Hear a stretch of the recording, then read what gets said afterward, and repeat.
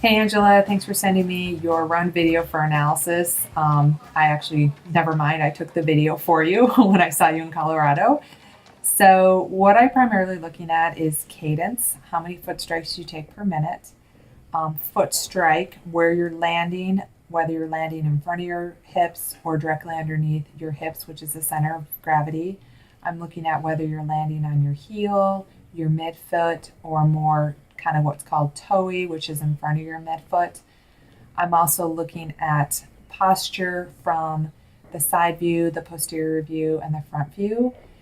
And I'm looking, that includes your forward lean, if you're leaning forward or not. And then I'm looking at your arm swing, because that's going to help drive you forward as you're running, trying to run faster. If you move your arms, swing a little bit faster, sometimes that creates a higher cadence. Due to the nature of this being a slow motion video, I don't remember exactly what your foot strike count was, but I know we talked about it in the store. So I don't recall it being too far off. The goal generally for most people is going to be 85 to 91 foot strikes a minute. Or if you want to count 2 foot strikes, that's going to be about 170 to 180 2 foot strikes a minute. So let's talk a little bit about the side view. I could see that you're landing a little bit out in front of your hips, which due to the nature of the treadmill, that is going to happen a little bit more than it would happen outside. So I just wanted to point that out. I know we talked about it. You appear to be a heel striker, but as your foot is following through, you're a little bit more that midfoot heel landing. I just want you to be mindful of it. If you were practicing some butt kick drills that we talked about and you were mindful of landing flat foot, midfoot, and forward lean, as well as that higher cadence, that helps you land midfoot and landing directly underneath your hips. It's the main thing I want you to think about. If you're focused on having your foot strike underneath your hips, your center of gravity, that's going to take care of the midfoot type of landing. So now I'm looking at you from behind. You know, like everyone, I always think most people can think about bringing their heels up a little bit more from behind. Again, those butt kick drills not only help you with a higher cadence, they help bring your heel up to your butt, and they also help with a forward lean. Your left foot heel, when it's coming up, it tends to flare inward. You have a little bit of an internal rotation. That could be due to a weak hip. I don't have the camera directly on your hips, but you want to just pay attention to your landing, whether you sway from one hip to another. It's not going to hurt to strengthen your glutes and your glute medius. We all tend to have weak glute mediuses. So that should take care of that internal rotation of that left heel. So something else I'm looking at from this back view, again, I'm still looking at the foot strike.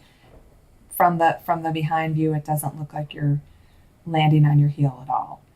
So now I'm looking at your arm swing, I'm looking at your shoulders, and I'm looking at your hip alignment. That all looks pretty good. I saw some video of one specific teammate of yours who was really noticeably leaning to the left. So you don't have any lean.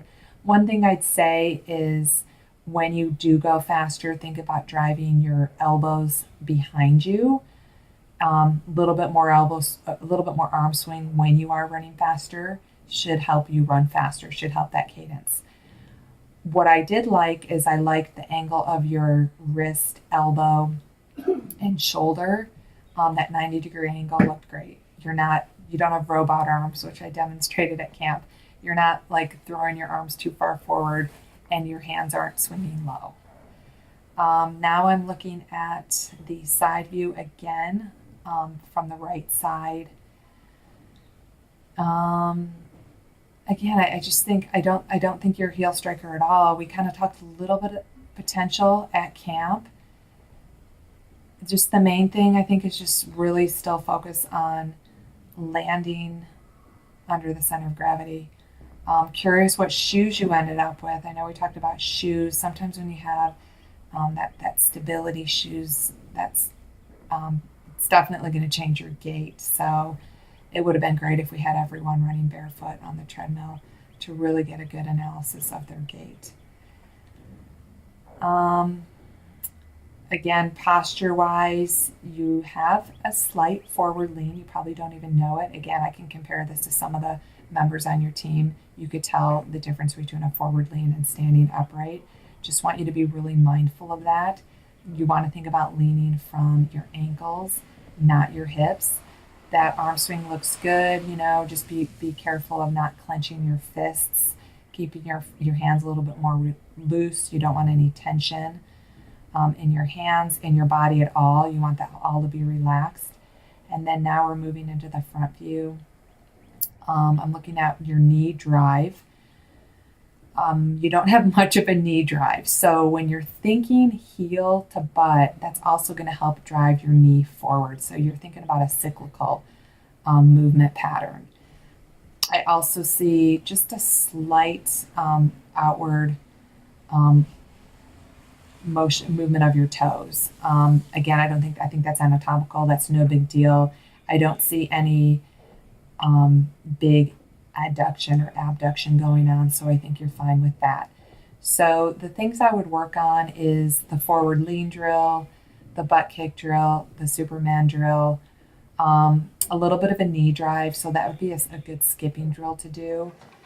And I will send you links to all the drills in the email I send you with this analysis.